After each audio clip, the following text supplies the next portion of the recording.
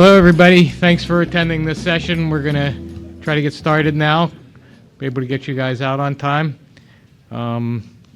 Just make just a section. This is the track 1.3, and our moderator is Rachel Grinspan with the ADL, and she will be introducing the panel. We're not going to be doing full bios because we don't want to waste time bios. We can commend you to the materials where there is a very full and significant bio. And if anybody we're live streaming, remember that, and that there is going to be one of our speakers is attending virtually, and that there are QR code posters. And if you have questions, you submit those electronically or to the moderator.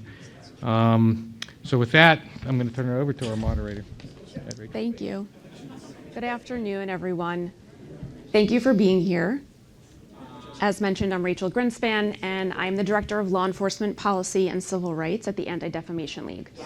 Before we begin, we have a lot to cover. I'm really thrilled for all of our panelists to be here today. We're going to have one also join shortly virtually. But I just want to give some context to the conversation that we're going to have here and set up, just a little bit of the landscape as we go forward. Unfortunately, we are seeing extremism within policing, though not a new topic, really becoming more and more part of the conversation on policing in America today. And the sad reality is we are seeing instances of sworn law enforcement officers who have taken an oath to protect and serve everyone in their communities engage in extremism, whether that be by publicly expressing their support for extremist movements or ideologies, or even going so far as joining extremist groups. And I don't have to tell you all in this room that that's deeply problematic. The issue is what we do about it and how we address it. Because when an officer engages in this type of activity, it calls into question whether they are going to actually serve and protect everyone in their community. And it also undermines a police department's ability to be able to protect the community as they go out and do their jobs daily. What I think is also important to acknowledge as we have this conversation is that sometimes this is a difficult topic to address within the law enforcement community.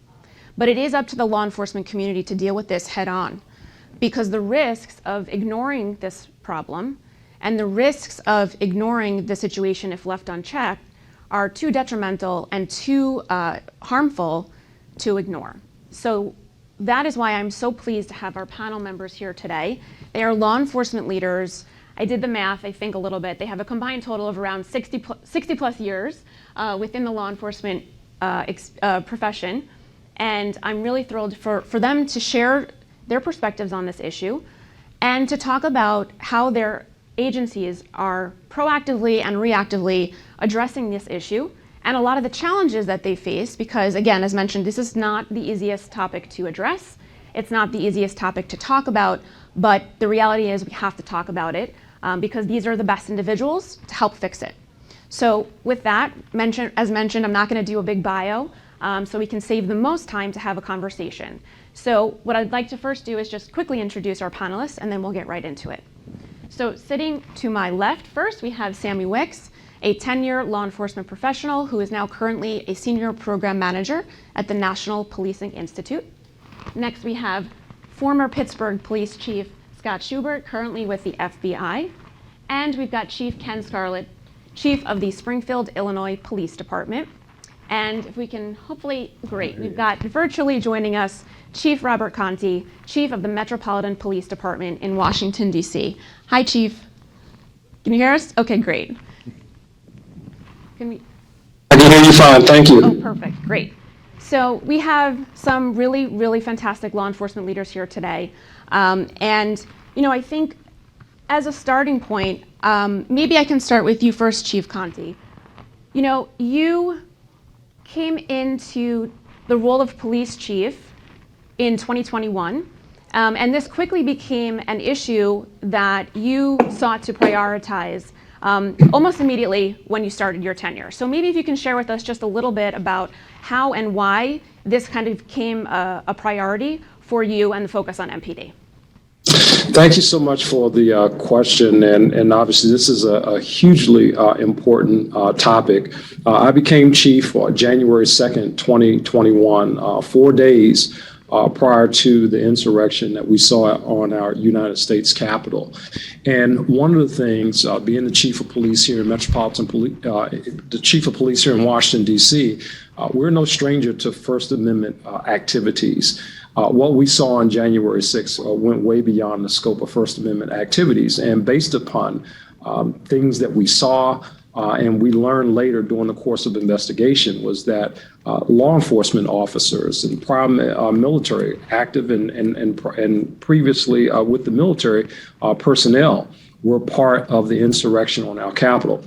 We wanted to make this in terms of eradicating people who might have these extreme views, eradicating those type of people from our department, understanding the very sensitive space of First Amendment and the rights that people have in the First Amendment space to be able to freely express those views.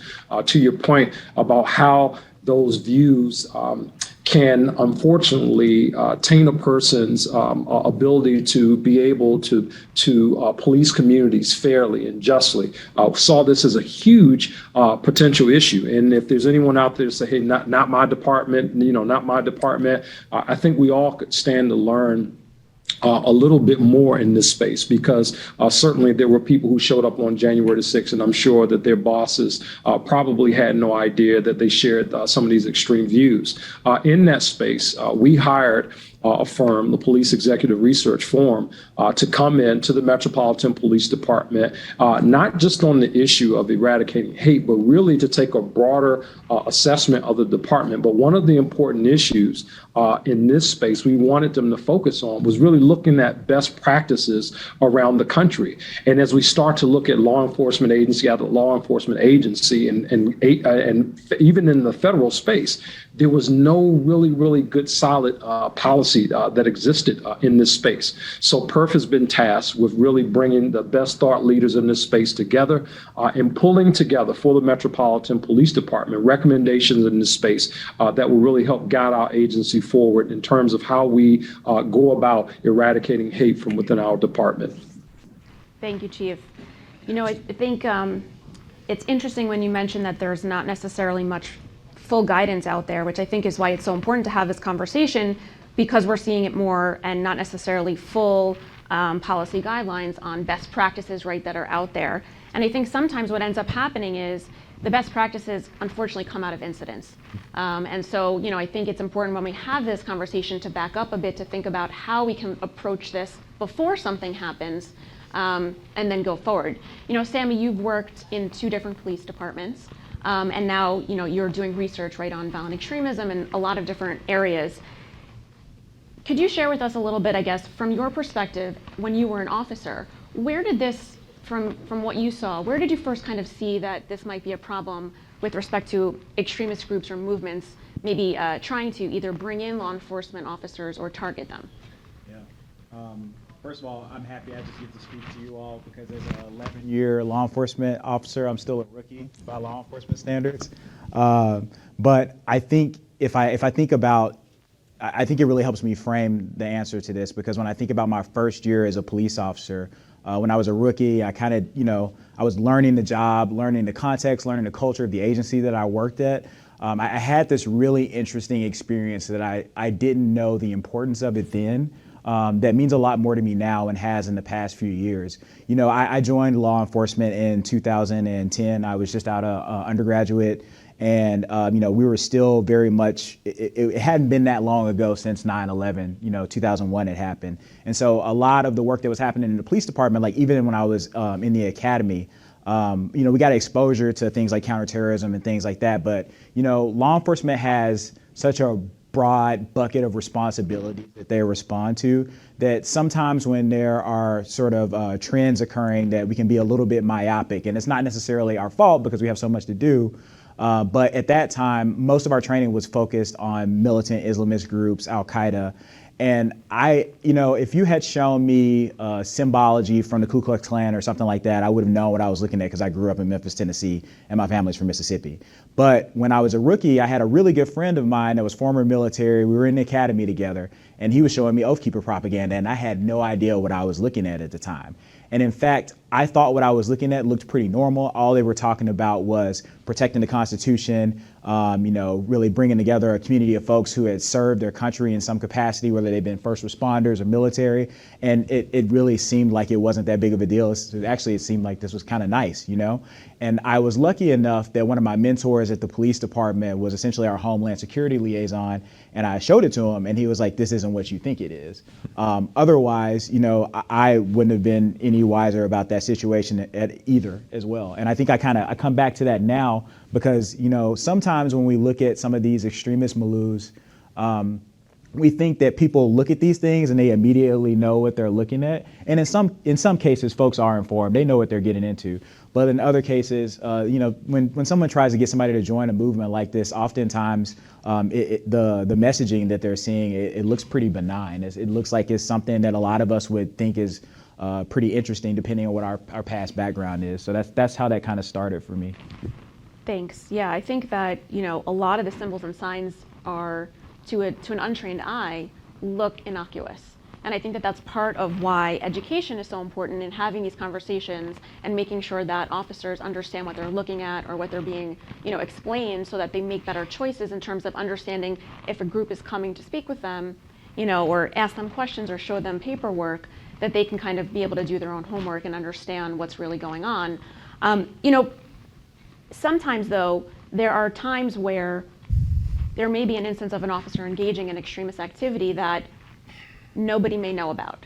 And I want to turn now to Chief Scarlett, because you, like Chief Conti, had the unfortunate experience of having to handle a pretty serious incident of extremism within your department fairly quickly after you started as Chief of Police this year. And I would really love for you to kind of frame how you learned about what this one officer was initially alleged to have done, and I guess the immediate steps that you and the department took to address it, and then we can speak a little bit more about that. Sure, thanks, Rachel. I guess it's important to maybe put things into context a little bit. So I've been with the Springfield Police Department for just shy of 24 years. When I was nominated and essentially put into office by the mayor and the city council on February 15th as Chief of Police. On April 1st, I received some news from one of our local media personnel, and if you're doing your math, your calculations, April 1st happens to be April Fool's Day, and I can tell you I was praying that what I took on was an April Fool's joke, and unfortunately it wasn't. So our local media had been tipped off by a group that had published an article. The group was entitled Anonymous Comrades Collective, and essentially what they did was some very good detective work, and uncovered that one of our officers with the Springfield Police Department over the last 4 years, would have been 2018 to 2022, had posted over 50,000 comments on various social media platforms, hiding his handle, switching his Twitter handles and whatnot, comments that were racist, anti-Semitic, homophobic, essentially denouncing every race with the exception of white individuals. And as one can imagine, that was a shock to the system to take that on. And to your point, Rachel, found out about it at 8 o'clock in the morning. My first phone call obviously was to the mayor, kind of laid out what exactly was going to transpire, how I was going to handle this. I met with union leadership shortly thereafter. They were on board with what had transpired was unacceptable. That officer was in my office I guess in a manner of symbolism. I had that officer stripped not only of his police powers, but physically stripped of his uniform, of his gun and badge, of his bulletproof vest, as a way of showing what transpired was absolutely disgusting and unacceptable. Thank you. So just for context, the information that was brought to your attention in terms of these social media postings were virulently racist and anti-Semitic. Absolutely. And I think it's important from a leadership perspective to hear the steps that an agency takes in a way to hold an officer accountable. Mm-hmm. After you took those steps to ensure that this officer was placed essentially on suspension or leave, if you will. Tell us about how you communicated what was going on and what you'd been told to the community and also to elected officials. Yeah, so a couple things. First and foremost, I think it's important to note that he was placed on unpaid admin leave. That always seems to be the hot topic. Why are we still paying this individual? So that was a decision that we made right away. And he ultimately resigned before the internal affairs investigation could begin. But as far as communicating to the public, I think this is where it's important to, have that level of trust and confidence with your community stakeholders prior to. You talk about proactivity, getting out and establishing those relationships is huge, because those are some of the first phone calls that I make to the leaders, the key stakeholders of my community, to let them know this is exactly what I have. And again, I know that those individuals are going to hold me accountable, that I'll ultimately handle things appropriately. But again, it's important to make that communication. Second thing that we did was I presented to the City Council that following Tuesday. And one thing that I asked of my officers was that if they felt that what had transpired was as disgusting as I thought it was, then they would come support our decision, our collective decision as an agency together. And that's exactly what happened.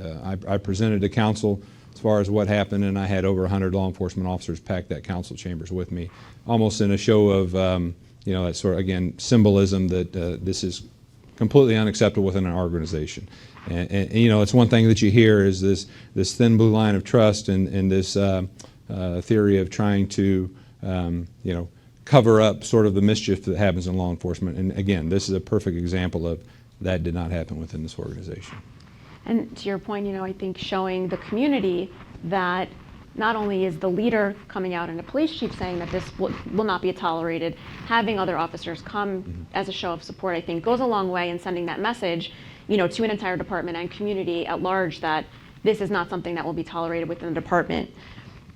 Chief Schubert, you recently retired from the Pittsburgh Bureau of Police, and during your tenure, you are a member of a lot of major national law enforcement organizations, including the Major City Chiefs Association. Tell us about the efforts of that from an organizational perspective in response to issues surrounding extremism within law enforcement, because I think it's important, to hear that there are local efforts, right, and then there's national umbrella organizations that work with chiefs in cities and coming up with organized responses to deal with things. Yeah, as a member of Major City Chiefs Association and Chief Conti being there, I mean, obviously our prayers originally were for him and the officers that were working that had to deal with it. And, I can't speak more about Chief Conti and what his department did to get that under control. To see an insurgency in the nation's capital, it appalled all of us. To see Confederate flags in our Capitol when people died trying to prevent that from happening during the Civil War. We all looked at it. We were disgusted by it. We talked about it. And all of us as a group came together and said we have to denounce this and say that there's no place in law enforcement for anybody with any extremist ideology, hate, biases, and that we wouldn't stand for it, and that we would work with the FBI for anything they needed during the investigation.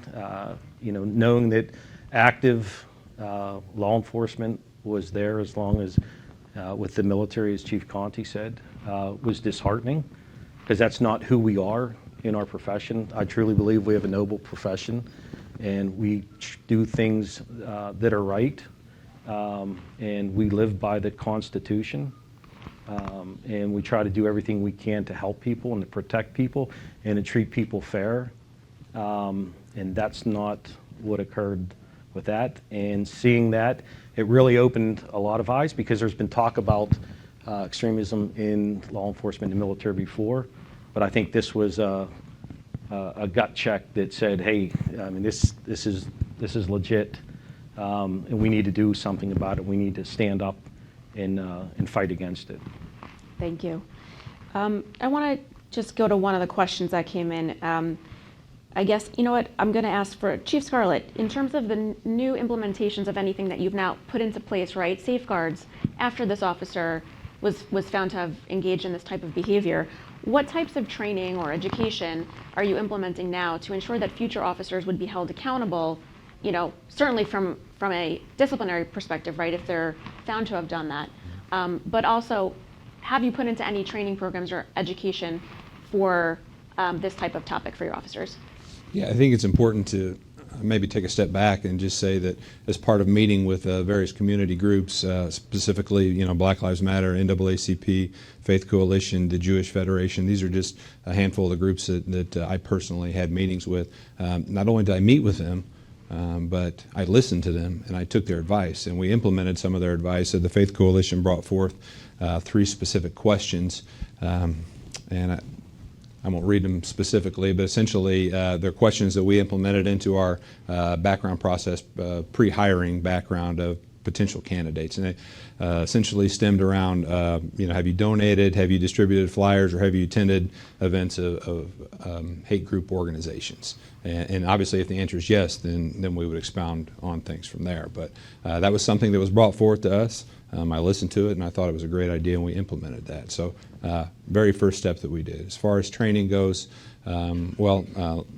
back up.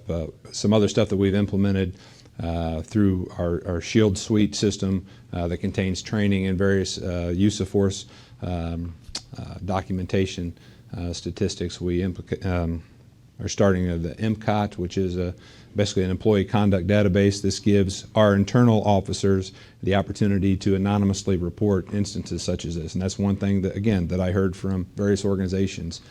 How can we guarantee it's not going to happen again, and are your officers going to bring something forward? So having that anonymous component, allowing our officers to let us know if something was transpiring was very important. Additional training that we brought in, we're currently in the process of training our entire department. The Fair and Impartial Policing program came in to teach an implicit bias training. And there was an opportunity for a command and community component where, again, my lieutenants and above, including myself, got together with local key stakeholders, and we talked about major issues, we talked about ideas, and we identified action steps to work forward. I think that's what's important, is figuring out how we're going to move forward and having those action steps in place to be able to do that. Thank you. Chief Conti, I want to turn back to you for a moment. While you've been engaging in this process of figuring out best practices and policies and really what will work best to address this issue within the department, what are the main challenges that you would say you faced in this battle, I guess, if you will? And did you face any challenges within law enforcement communities? So I think the biggest challenge really that I see is, this whole issue of First Amendment free speech. People have a right to say, air their grievances with the government and all this other good stuff. But, at what point does that very thin line sometimes between politics and some of the things that we see that have been happening in our country over the last, couple of years, especially, when is the line crossed? The self-identifying person who says, I was a member of a hate group or something like that. I mean, those are the easier ones to deal with. But, we had here in Washington, D.C., we had a situation where a guy had a sign in his window of his home. He was a police officer. He had a sign in his window supporting a particular presidential candidate.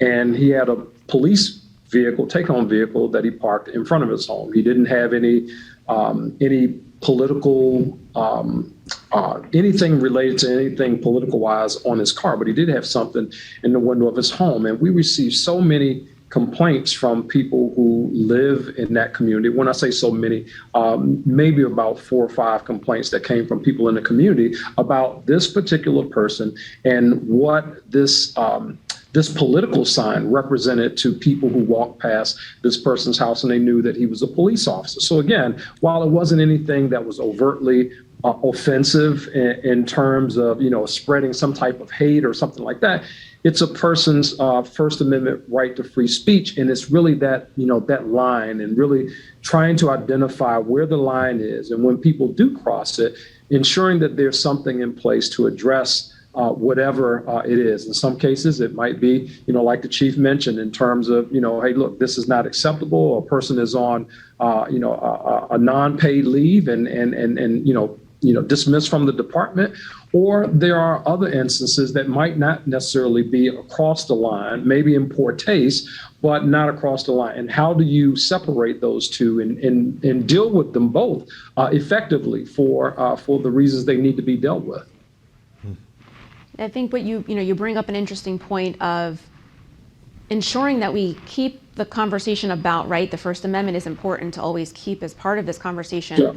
But it's part of an equation, and there are multiple things that go into considering and balancing when does the conduct rise to the level that is going to violate internal policy. And I think to your point of bringing in the Police Executive Research Forum to kind of come up with these best practices really do help guide officers, right, and understand that they're on notice. And it's about understanding what they can and can't do, but also keeping in mind that we have to first, of course, keep in mind the First Amendment and other protections, right? There are challenges like the unions, there are union agreements and there are collective bargaining acts that also factor into this. But I think that the overarching point of addressing it, right, and ensuring we have safeguards is really, should be tantamount when thinking about this from a larger perspective. Would you say that bringing in perf as an outside perspective, how has that helped bring, I guess, a little more legitimacy or at least kind of weight towards the conversation with the community? Well, I think that's exactly it, right? And that was the intention.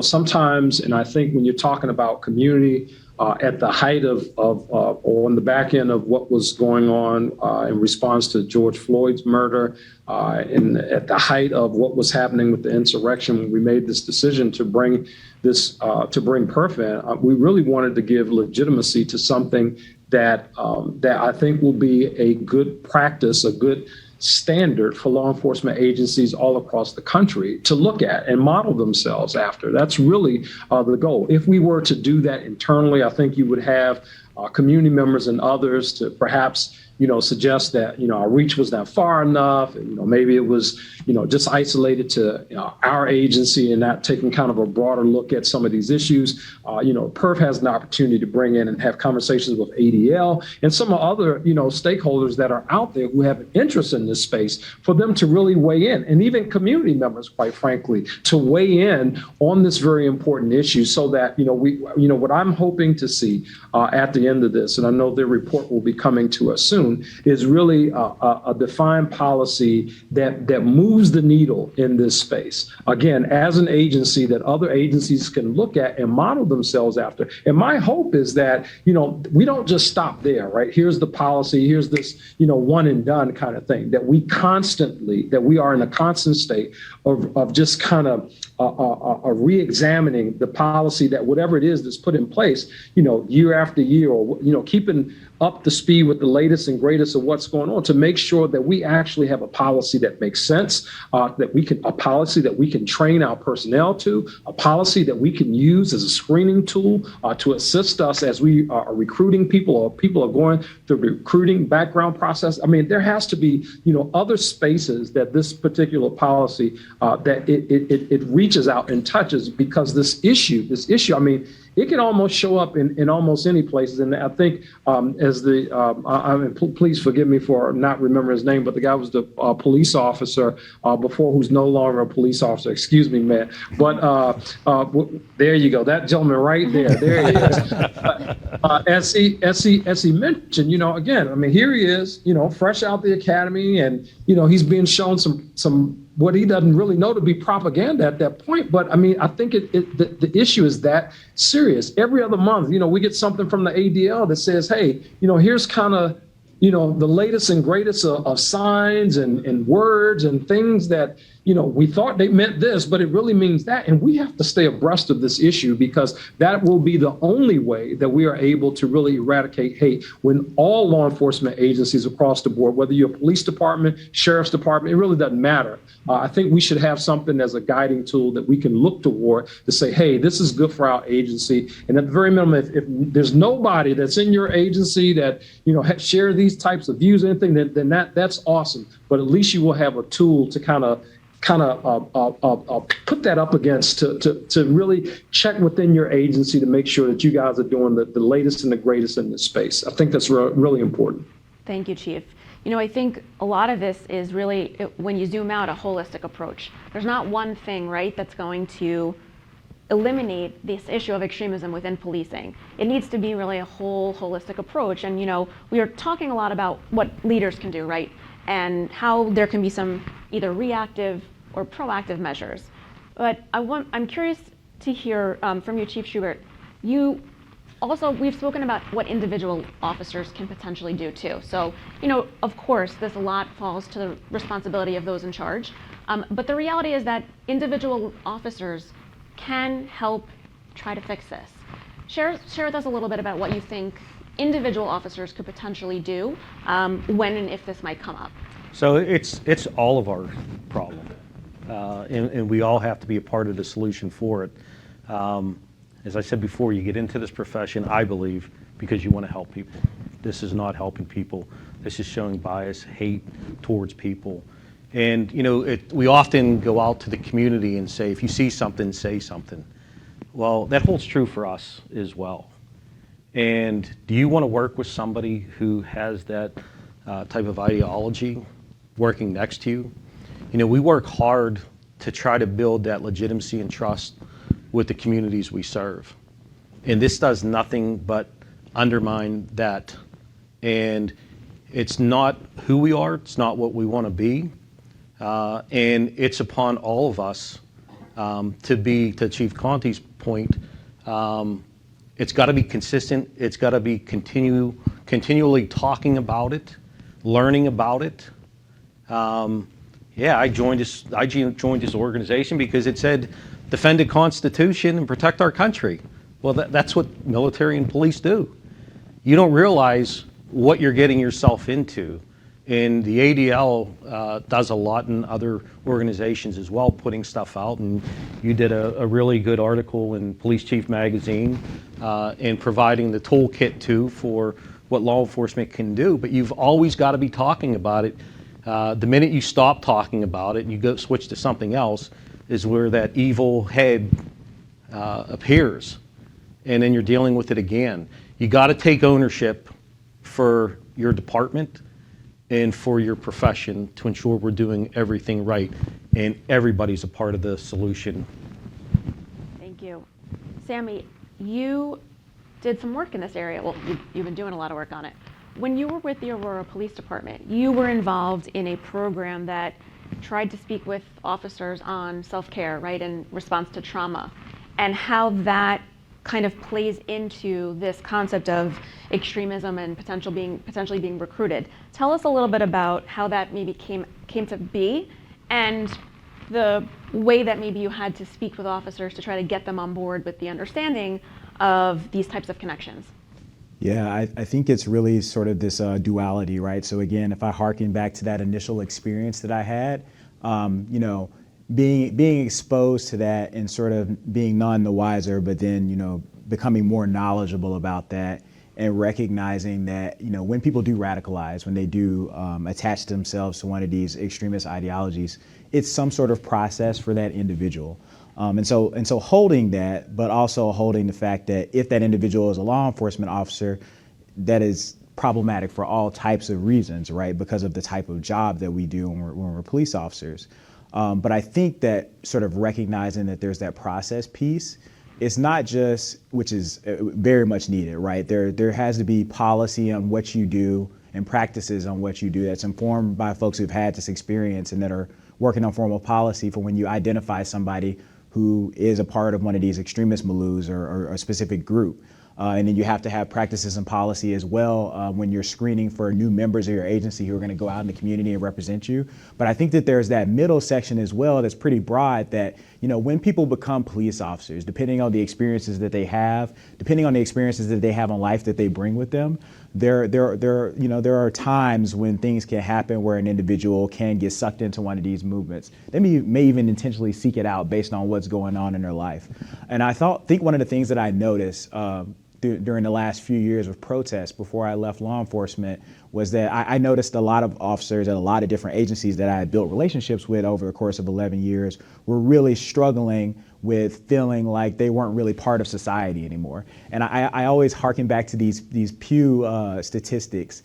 I think for the longest time, it's very interesting. People weren't necessarily aware of it. They weren't looking, but law enforcement was one of the most trusted government entities and institutions in this country for a long period of time.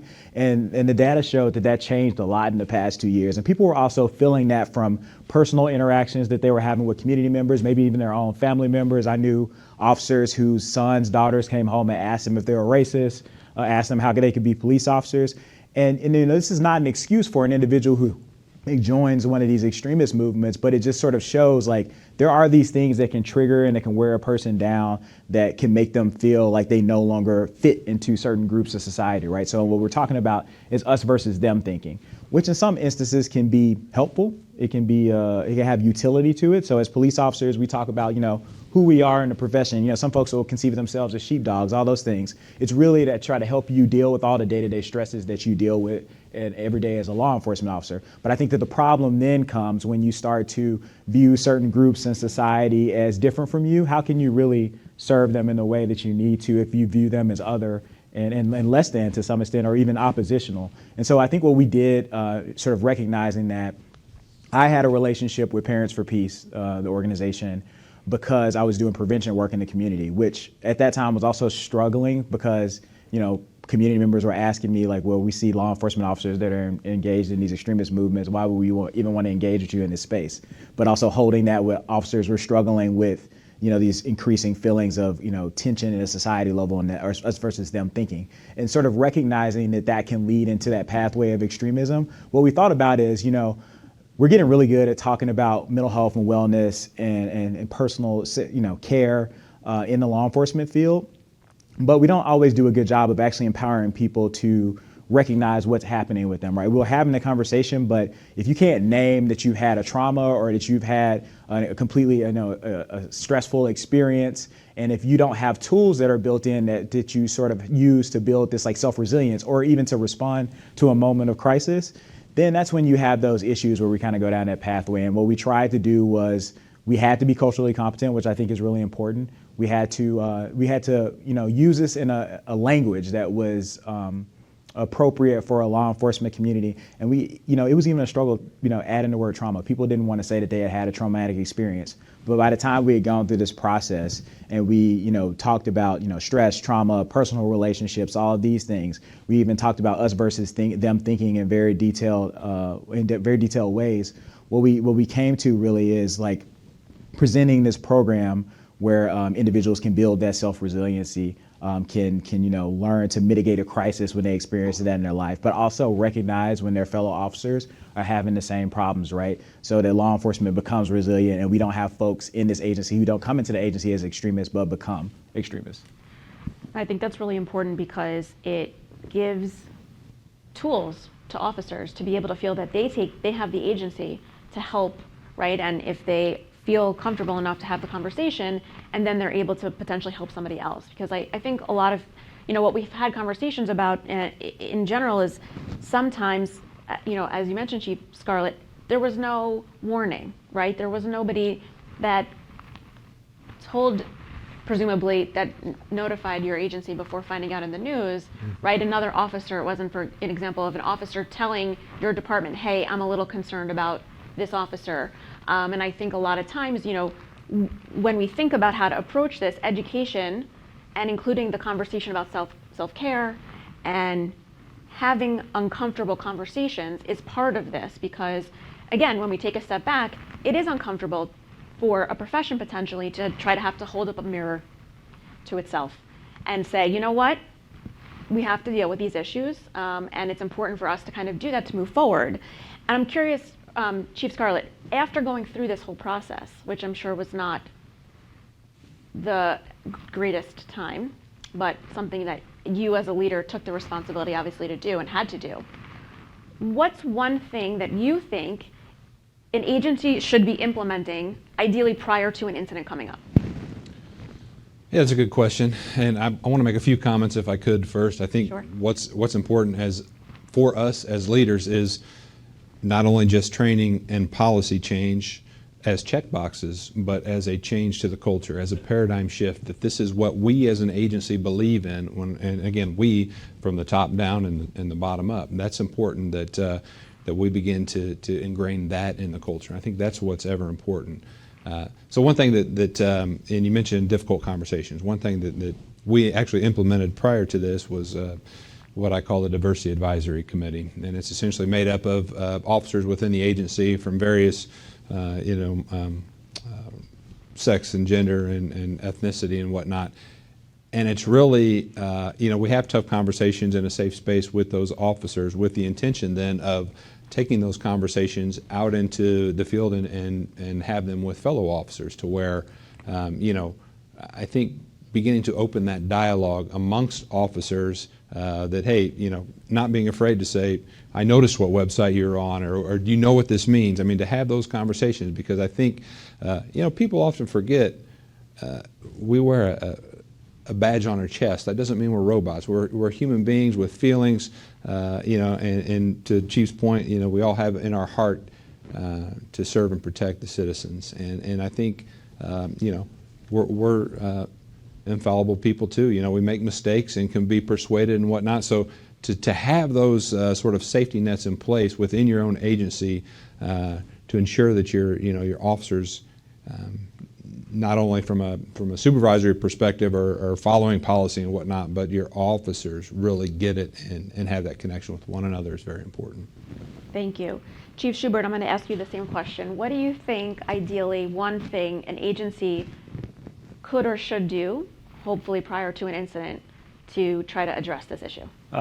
Just really to echo what the chief said, I mean, you have to take ownership. You, as the leader, need to set the tone on why it's important for everybody and for the organization, and getting that message from top to bottom and bottom to top, because it really does involve everybody. But it can't be let's check the blocks, all right? So we bring in implicit bias training, we bring in procedural justice, we do all these things, and then say we're done. It's not. It's something that you've got to have zero tolerance on it. There's got to be a reporting mechanism in place to do it. People have to be supported when they come forward, when they report things. But you have to own it. And I mean, I said it out in the hallway. If an officer's right, I'm going to say an officer's right. If an officer's wrong, I'm going to call them out and say they're wrong, and we need to change. But it's got to come from the leader to set the tone, and this is who we are. Chief Conti, I'm going to turn back to you for a moment.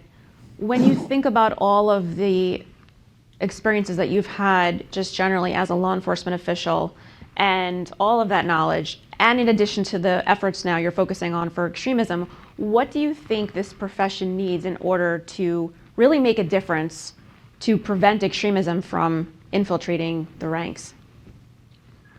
Well, I think there are a couple of things. As both chiefs were just, Scott was just talking about it as well. When you're talking about, it coming from the leadership perspective from the top of our agency, I think that's very important. We here in the Metropolitan Police Department, I guess it was last year, introduced our agency to ABLE training, active bystandership for law enforcement.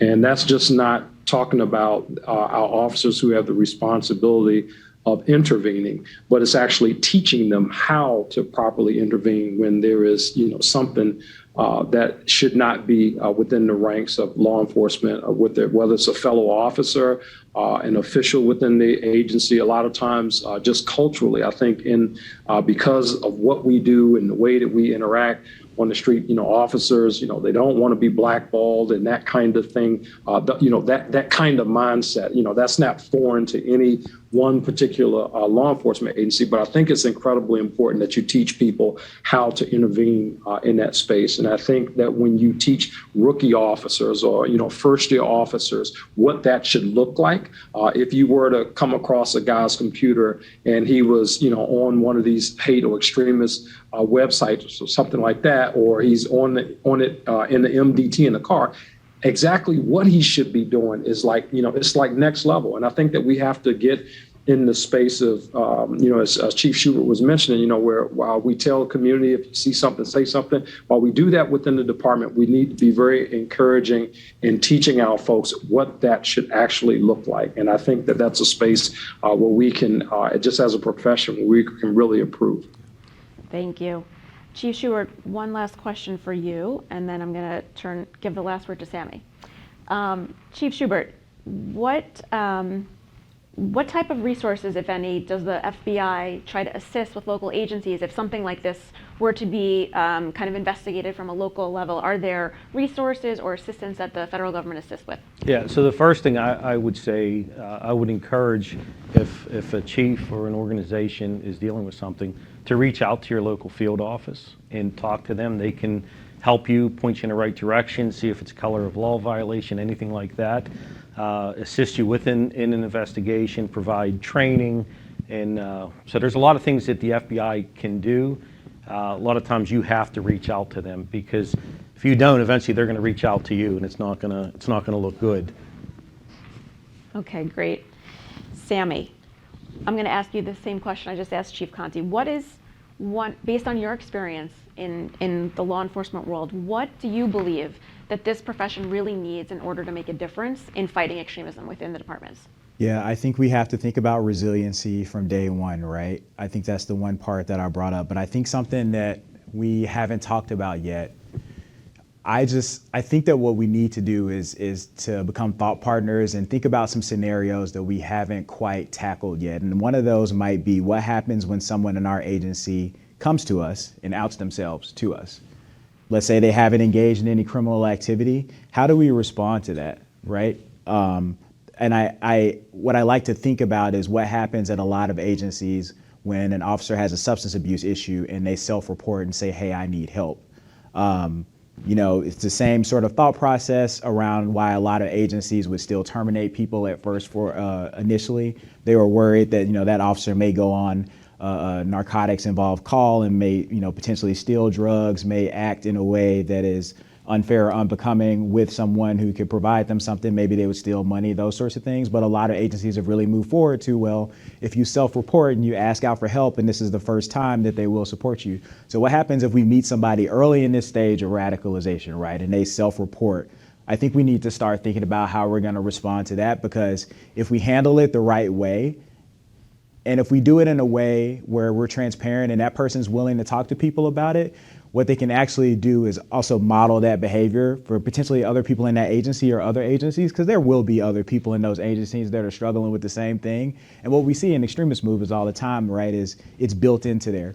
We make you do something in this extremist movement so that society won't take you back. So what we don't want to do is fuel that so that people that maybe are in the early stages and want to get out, they've bitten off more than they can chew, they start to get clarity about what this is. We want to be able to give them an exit. I think that's a really great point, because there's certainly a spectrum, right? When people start down this descent of potentially being supportive of extremist ideologies, they have to start somewhere. And they don't go from 0 to 60 immediately. And so kind of building in that conversation is something that I think is still new for agencies, and trying to figure out where that line is. But as you mentioned, there has been some movement on substance abuse issues and stuff like that. So hopefully there can be more of a conversation on how to try to pull somebody back and potentially off-ramp them with resources and assistance in a way that is guided, and is also in a way that models that behavior for others, so that people can feel comfortable to potentially come forward too. So I think you make great points.